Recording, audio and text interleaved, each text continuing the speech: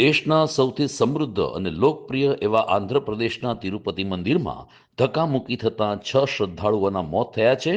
અનેક લોકો ઘાયલ થયા છે. આંધ્રપ્રદેશના સુવિખ્યાત આ તિરુપતિ મંદિરમાં વૈકુંઠ દ્વાર ટિકિટ કેન્દ્ર પાસે ધક્કામુક્કી થઈ હતી કે જ્યાં લગભગ 4,000થી વધુ ભાવિકો ટિકિટ ટોકન માટે ઊભા હતા. મંદિરમાં ધક્કામુક્કીને લીધે અફડાતફડી મચી ગઈ.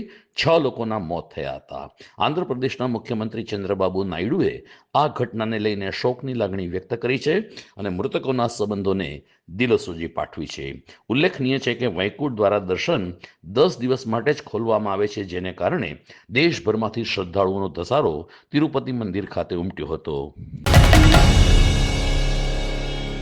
અમેરિકાની સત્તા સંભાળતા પહેલા જ ડોનાલ્ડ ટ્રમ્પે વિશ્વને ડરાવવાનું શરૂ કરી દીધું છે.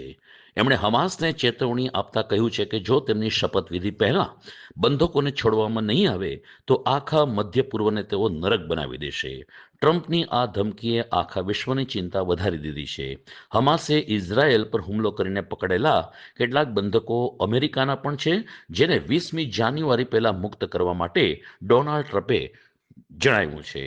એટલું જ નહીં, ટ્રમ્પ યુક્રેનને સહાય ન કરે તે પણ તેમ લાગી રહ્યું છે.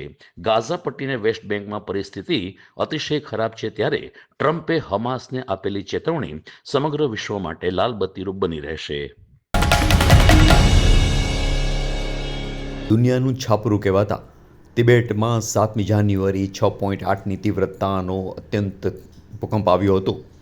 આ ભૂકંપ પછી અહીંના સૌથી પવિત્ર શહેરોમાંનું એક સિગાત્સે શહેર જાણે કાટમાળમાં ફેરવાઈ ગયું. આ ભૂકંપમાં 126 લોકોના મોત થયા છે, જ્યારે 200થી વધુને ઈજા થઈ છે. આ દુર્ઘટનાનો મૃત્યુઆંક હજી વધુ શકે એમ છે, કારણ કે આ દુર્ઘટનામાં અનેક ઇમારતો ધરાશયી થઈ છે, જેનો કાટમાળ હટાવવાનું હજુ ચાલુ છે.